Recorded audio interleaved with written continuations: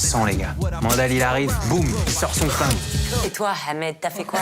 C'est Rico, putain. One time, put 'em up for me. Yeah. Two time, keep 'em up for me. Yeah. Il s'appelle pas Loki, lui? On m'appelle plus comme ça depuis un bail. Arrête, putain de merde, lâche-moi, je veux pas me battre. Je commence à partir de quand en fait? Bon, à partir du moment où on se connaît, non? À partir du moment où on se connaît? Ouais. Ok, alors on s'est connus à la fac. Lui il était en section cinéma, moi j'étais en infocom. Et il avait à l'époque un collectif qui s'appelait Runwash. Runwash parce que c'était essentiellement des Asiates, enfin des Nouaches et des Renois. Des Nouaches et des Renois. Des Asiates et des Renois. Et voilà, donc du coup Runwash. Et il faisait plein de courts-métrages. Moi j'étais un peu greffé au truc, mais j'étais plus comédien dedans d'ailleurs. Ouais. Et on faisait plein de films, pas toujours super bons, mais il y avait un amour du cinéma inconditionnel dedans, par contre ça c'est sûr. C'était B et Z, hein. plus Z même des fois. Ouais. On va être honnête. Mais on était fiers. On était fiers. Parce que on faisait du cinéma. Voilà. En fait, nous, au départ, on voulait créer un esprit d'un certain cinéma différent de ce que tu disais tout à l'heure. Urbain aussi, parce que bon, on est de la rue, hein. C'est ça le truc. Et aussi parce qu'on aime, on aime le fantastique, on aime le film de genre, en fait, on aime les films d'arts martiaux, les films de gang. En fait, on aime le cinéma et pas forcément le cinéma plus mainstream. Enfin, franchement, nous, c'était ça le truc. Et en créant Runwash, c'est des œuvres de jeunesse, hein. En fait, c'est un groupe où on se dit, écoute, on va essayer d'apprendre le cinéma, on va se former, on va essayer d'écrire, pas toujours des trucs cool. On va essayer de faire maladroitement, mais on va faire. Parce qu'en fait, au final, plutôt que de parler, nous, on aime bien faire. Ouais. Et au final, c'était une bonne formation. Ouais. Et c'est vrai qu'au départ, même si la part de Jimmy, c'est vrai que c'était plutôt un bon comédien. Hein. Ouais. Je trouve. Et il a participé à plein de projets. Et au final... attends, on n'a pas fini. Attends, essaie pas d'esquiver. Ouais, mais... Alors il y avait Runwash, mais en même temps, il avait... alors, à l'époque de Runwash, il a démarré super vite parce qu'il avait fait un film à sketch qui s'appelait Paris la Métisse. Paris la Métisse, et en fait j'avais fait le segment qui s'appelait L'Affront. En fait c'est une histoire sur le choc de culture. Donc le thème c'est de raconter Paris, mais de raconter un peu de nous. Donc on était 15 réalisateurs et qui racontaient chacun sa partition sur sa définition de qu'est-ce que Paris la Métisse. Et c'est vrai que ça a été super rapide parce qu'en fait moi je suis sorti de la fac au début des années 2000. Après, on a fait plein de courts-métrages pour reprendre la main. Et j'ai tout de suite eu cette opportunité de réaliser dans ce film-là, qui était une vraie... En fait, c'est ça qui a tout déclenché. En se disant, c'est peut-être possible. Et c'est ça qui nous a donné envie, pour moi, qui m'a donné envie, vraiment le feu pour continuer. En fait, ce que je souligne, c'est qu'on s'est toujours suivi. C'est-à-dire que si quelqu'un pouvait aider un autre, on mettait la main à la pâte et il n'y avait pas de problème. Donc en tout cas, il a créé une structure qui s'appelle Watch Your Back, où il a réalisé un court-métrage en plan séquence qui s'appelle Le Baiser, qui est vraiment bien, avec Afsia Razi. Afsia Razi et David Ribeiro. Un plan séquence, franchement, de 5 minutes. Et honnêtement, je conseille d'essayer de le voir parce que c'est vraiment. C'est 8 minutes. 8 minutes. C'est bien. J'ai l'impression qu'il dure 5 minutes. C'est bien. Ça veut dire qu'il est rythmé. Ouais, il est super. Et donc, donc il a créé sa structure. Avec Sébastien Birchler, qui est notre troisième. Et on s'est retrouvés pour un projet. On voulait faire un projet que tu voulais faire qui s'appelait Tracker. Exactement. On voulait faire une série.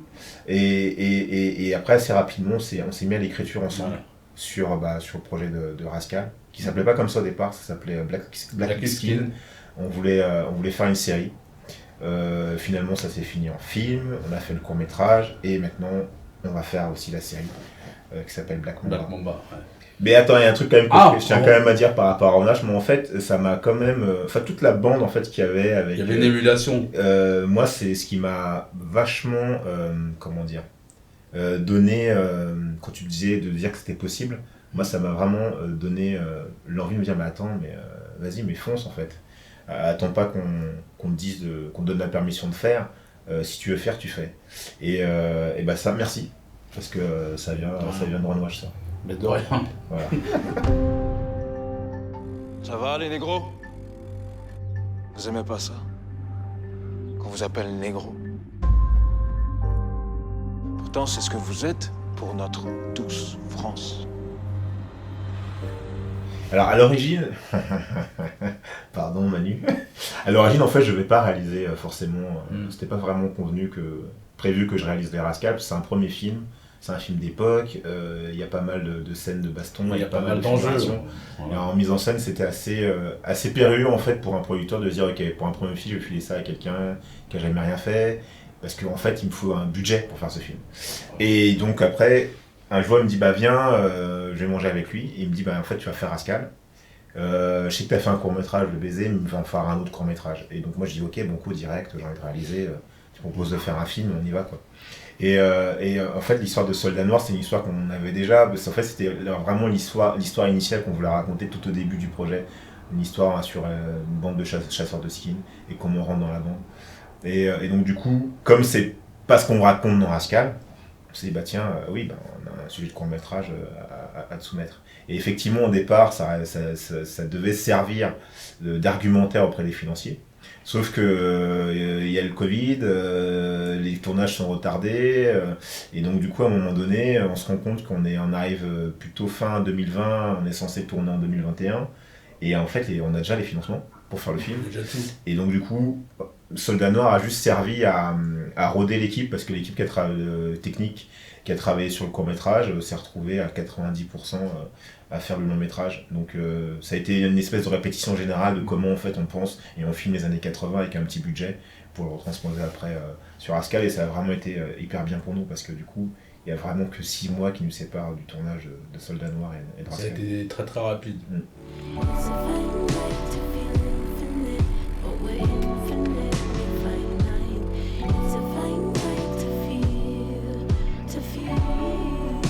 Pour Soldat Noir, l'idée c'était de se demander, bon, on parle quand même d'un mec qui a un problème de représentation dans la société.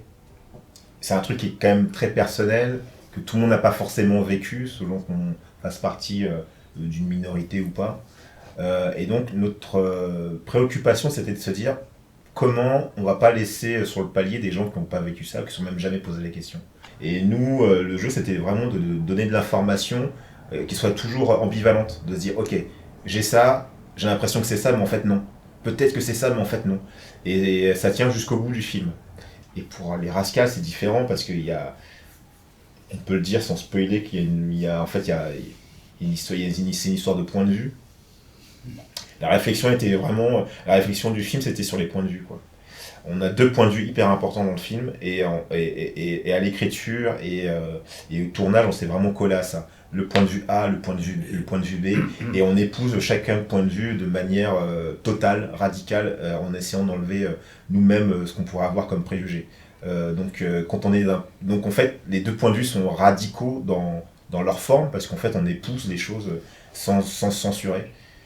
Des fois, c'était dur d'ailleurs, sans vouloir spoiler, mais et donc du coup, c'est pas du tout la même approche, quoi. En fait, il y a un truc, c'est que la période dans Soldat Noir, elle est beaucoup plus dure que celle qui est dans Rascal aussi. On est déjà dans ce qui va se passer. C'est quoi la chasse aux skins, c'est quoi les mecs qui vont aller se taper. Et en fait, on est déjà dans un monde qui est déjà dur et codifié par le gang, en vrai. Qui est polarisé déjà. Voilà, en fait, là, il y a les skins qui font peur à tout le monde, qui sont les croque-mitaines. Voilà. Et les gens qui souffrent de tout ça, quoi, dans Soldat Noir. Alors que dans Rascal, c'est l'histoire de copains, et avant tout c'est ça qu'on voulait mettre en avant. C'est des histoires de copains qui, comme on a tous eu 20 ans, et on a tous eu des potes qu'on voulait jamais lâcher en se disant ah ouais, à la vie à la mort, tous les jours on sera ensemble. Et après, voilà, comme nous, 20 ans plus tard, à part pour nous, parce qu'au final on est toujours ensemble, mais 20 ans plus tard on regarde en arrière, et en fait tous les copains qu'on avait, chacun prend sa vie et chacun prend sa route. Et au final, Rascal, au départ, la légèreté elle est là-dedans. C'est parce qu'en fait on va la raconter aussi, l'amour et la fraternité, en fait, le fait de vouloir être ensemble et de ne pas se lâcher. Et dans le court-métrage, pour moi, il y a une espèce de trajectoire qui est rectiligne, qui va droit au but. Il n'y a pas de fioriture. Donc en fait, c'est un film hyper épuré, Soldat Noir. C'est une ligne droite assumée, radicale. Alors que c'est vrai que les Rascals, on voyage. En fait, on voyage de l'enfance jusqu'à l'âge adulte. C'est vraiment ce qu'on a voulu faire, c'est de se dire qu'on commençait dans un truc hyper chaleureux.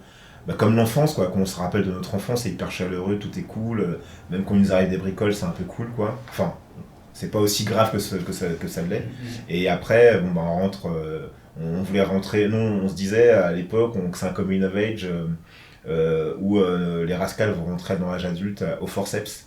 Et c'était vraiment l'image qu'on avait en tête quand on écrivait le truc. Et donc, effectivement, l'attrait à l'âge adulte, pour eux, elle est un peu drue dans le film. Oh, les mecs, matez les deux gadgets là. On dirait Kim Basinger. Bavez pas trop, les gars, bavez pas trop. Allez-y, mademoiselle. Bonjour. Il y a beaucoup de souvenirs de notre jeunesse, parce qu'en fait, nous, on était on a grandi dans des coins où en fait, il y avait des chasseurs de skins, tout simplement, où en fait, nous, on était trop jeunes, mais on entendait des histoires de un tel est parti voir un tel, où il y a eu tel baston tel jour, et en fait, ça a beaucoup nourri notre imaginaire et aussi notre mythologie. Surtout, en fait, c'est vrai que quand on a commencé à vouloir écrire ce sujet, on s'est rendu compte qu'il y avait plein de zones à défricher, et du coup, c'est passé par beaucoup de... On a fait des recherches de documentaires. Après, on a passé une journée à Beaubourg pour chercher des dossiers de presse qui n'étaient même pas numérisés. Les faits divers, on a cherché plein de faits divers, plein de trucs sur cette époque-là, tout ce qui avait un rapport avec les bandes, ou tout ce qui avait vraiment sur cette mythologie. Moi, perso, c'est la musique c'est l'univers musical qu'il y a dans Rascals. Pour le hip-hop, j'étais au point, mais pour tout ce qui était le reste, il fallait faire nos propres recherches. Après, il y avait beaucoup de films aussi, comme je dis, moi c'est pareil, c'était les Warriors, mais les films de l'époque, c'est vous qui... Oui, Outsiders, Wanderers... Moi, j'ai pris mes sessions de rattrapage, mais c'est vrai qu'on a passé beaucoup de temps à essayer de se documenter pour être le plus précis possible. On a même fait des interviews, on a appelé des gens, on a essayé de contacter des personnes qui nous ont dit non. Et d'autres qui étaient prêtes à nous parler, et franchement, ça a duré très longtemps. Ouais, on a fait peut-être de la recherche documentaire pendant 8 mois, un truc comme ça, avant d'écrire quoi que ce soit. Et donc on a regardé pas mal, les quelques documentaires qu'il y a à l'époque, on les a tous matés. On a retrouvé aussi, en fait, il y a un truc qui est tout bête aussi, c'est avec les archives de l'INA, on pouvait voir aussi des reportages aussi de l'époque. Et il y a un truc qui, en fait, on pense jamais, je pense, c'est les recherches universitaires. Il y a quelques recherches universitaires soit sur les réseaux d'extrême droite ou sur les bandes. Il n'y en a pas beaucoup, mais il y a quelques bouquins en fait en CCF farci, tout simplement. Et donc tout ça en fait, mélangé avec vos témoignages, nos souvenirs, nos recherches documentaires, ça nous a permis en fait de pas partir dans le fantasme, de se dire que en fait c'est pas un documentaire qu'on fait, c'est une fiction, une vraie fiction, mais il fallait qu'elle soit en tout cas, notre volonté, c'était de se dire que on va raconter une histoire qui est totalement originale, qui n'a pas été racontée, qui n'est pas arrivée, c'est pas une histoire vraie, mais en tout cas, qui a la saveur de la véracité. C'est-à-dire que si quelqu'un a connu l'époque, qui a connu ces ambiances, il se dit mais en fait c'est une histoire qui aurait pu arriver. Ou ça se trouve c'est une histoire qui est arrivée, mais j'en ai pas entendu parler. Alors qu'en fait elle est totalement fictive. En vrai, nous, le film, on l'a commencé à l'écrire en 2017. 2017, ouais. On a fini de l'écrire en 2019. Et en fait, après, on s'est fait rattraper par plein de trucs. En fait, il y a eu d'abord les histoires avec les identitaires, les mecs qui s'étaient fait filmer dans le fourgon de police pour dire « Ah, c'est super, ils nous ramènent à la maison » et tout ça. Enfin, c'est tout un tas d'éléments qu'on avait mis dans le film, qui au moment où on le mettait, on se disait « Ah, est-ce qu'on veut pas nous dire que c'est un petit peu gros » et tout. Et même s'il y avait une réalité historique, parce qu'on avait découvert des reportages où il y a un qui est hyper connu, où ce sont des jeunes skinheads qui étaient plutôt dans le nord, je sais plus dans quelle ville c'était, et qui s'étaient fait arrêter parce qu'ils avaient ratonné un mec. Et les mecs disaient bon on nous a relâchés 3 rues plus loin, parce qu'on était tombé sur des flics, ils nous ont dit vous avez de la chance d'être tombé sur nous parce qu'on est des sympathisants, ça aurait été avec d'autres collègues, ça ne serait pas fini pareil. Et donc il y avait ce truc de se dire qu'effectivement il y a, il y avait des fois une certaine impunité dans certains quartiers. En vrai, c'était pas conscient de se dire on va écrire une histoire qui va être le parfait reflet de ce qu'on peut avoir aujourd'hui. Et au final, c'est vrai que le terme de rattrapé par la réalité, c'est ça en fait. C'est l'actualité. Après, le truc, c'est que ce qui est sûr, c'est le regard qu'on porte sur l'extrême droite, sur comment on se radicalise dedans et tout. C'est quelque chose qui c'est le regard qu'on porte en tout cas sur ce sujet-là. Et ça, en fait, c'est un regard qui est intemporel. Et ce qui était important pour nous, fallait pas que le film soit manichéen. Qu'on se dise, oui, t'as les méchants d'extrême droite qui sont un peu bêtes, et en fait, l'idée, c'était vraiment de se dire qu'on a vraiment essayé d'être à hauteur d'homme, de se dire que chaque personne agit, fait des choses, parce qu'il y a de bonnes raisons, en tout cas pour lui, de les faire. Après, on peut discuter ses raisons, mais en fait, chaque personne est motivée par quelque chose qui est totalement viscéral. Et ça ramène, pour moi, j'ai l'impression que ça ramène le débat vraiment au centre, de se dire que avant de stigmatiser les gens selon leur choix, leurs convictions, de se dire en fait, il y a des gens qui font des choix conscients. Parce que souvent on dit oui, si on vote par exemple Front National ou RN maintenant, c'est que souvent les gens c'est un vote, un non-choix, un non-vote. Moi j'ai toujours eu du mal avec ça en fait. Parce que en fait c'est comme si on disait que les gens étaient débiles. Et qu'en vrai ils font des choses sans réfléchir pourquoi ils le font. Et moi j'ai pas comment dire cette condescendance, parce que moi j'ai l'impression que c'est de la condescendance.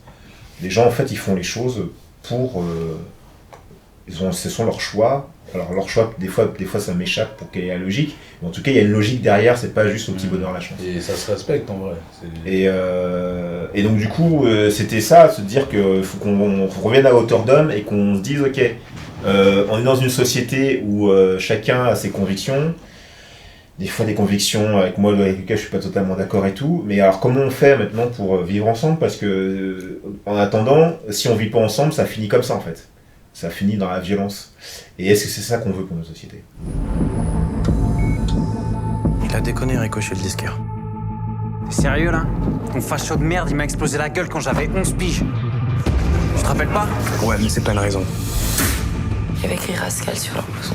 Celui qui a tabassé mon frère, c'était un arabe en tout cas. Attends, tu l'as vu se faire démonter ? Écoutez, je vois pas pourquoi cela serait raciste de dire que la délinquance est liée à l'immigration. Moi et mes potes, on va aller retrouver tes rascals de merde. Je vais être là.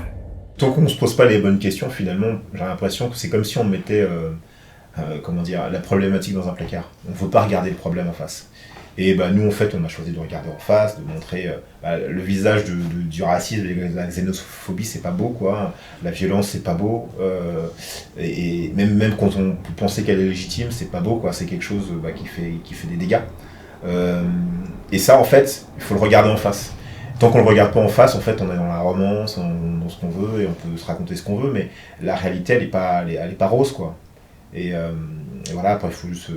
Et donc voilà, j'ai l'impression que Rascal, ça permet de mettre un espèce de pavé sans être démagogique ou comment dire, on veut pas faire la morale non plus parce que c'est franchement pas notre rôle. Notre rôle c'est de fournir des émotions aux spectateurs et c'est ce qui nous a guidés dans l'écriture. C'est que voilà, c'est un film qui va te chambouler, qui va te mettre en colère, qui va te faire flipper, qui va te retourner les boyaux, qui va te mettre le sourire à des moments, à d'autres moments tu vas chialer. Parce que le cinéma c'est ça, quoi, c'est avoir des émotions fortes qui nous chamboulent. Et nous c'est la promesse qu'on fait avec le film. Voilà, je peux vous le dire droit dans les yeux, si vous allez voir Rascal, vous allez être chamboulé, ça c'est sûr. Après, voilà, il y en a qui repartent vraiment sur les rotules. Mais pour moi le cinéma il est là, quoi. C'est-à-dire qu'il faut que ça chamboule, il faut que ça bouge. Faut pas que ça soit une succession de belles images, on dit oh j'ai vu un beau film et tout. Il faut vraiment qu'à un moment donné, ça vient... En fait, il y a une relation qui se tisse avec le spectateur. Et en fait, un film n'existe pas sans spectateur. Et tant qu'on ne réfléchit pas son film, en tout cas ça c'est mon avis, hein, si on ne réfléchit pas son film en fonction du spectateur, alors qu'est-ce que le spectateur va ressentir à ce moment-là, qu'est-ce qu'il va retirer à ce moment-là, j'ai l'impression qu'on est un petit peu à la superficie de ce qu'est un film. Et il faut provoquer les choses, et nous en tout cas l'écriture on s'est beaucoup amusé, il y a pas mal de passages où on savait exactement, on savait ce qu'on voulait provoquer comme émotion, ou comme indignation, ou comme colère, Et on s'amusait avec ça dans l'écriture de la scène pour essayer d'exacerber en fait les émotions qu'on pouvait ressentir à tel moment du film. Et des fois justement à tordre le truc au maximum pour qu'on se dise on n'a pas été passif devant un film. Et ça c'est hyper important. Et c'est marrant parce que selon en fait, j'ai l'impression, ça c'est mon analyse, selon où on se place dans l'échiquier politique, les personnages, enfin les spectateurs n'ont pas le même attachement selon les personnages. Il y en a qui vont vraiment beaucoup aimer Adam, qui vont être totalement fascinés par ce personnage. Il y a un personnage qui est unanime, tout le monde l'aime, et même des fois, c'est le personnage de Fred. Le personnage des Rascals, comme il y a plusieurs individualités, les gens s'attachent à chacun à un personnage différent. Et après, il y a quelques personnes, des fois, qui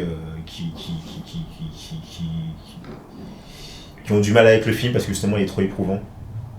Et donc, du coup, non, c'était trop violent pour moi, trop d'émotions. Ça, c'est un truc qui revient. Bon, j'accepte. Ahmed Morslaoui, ça sonne français pour toi? On est fils d'immigrés, on sera toujours mal placé ici.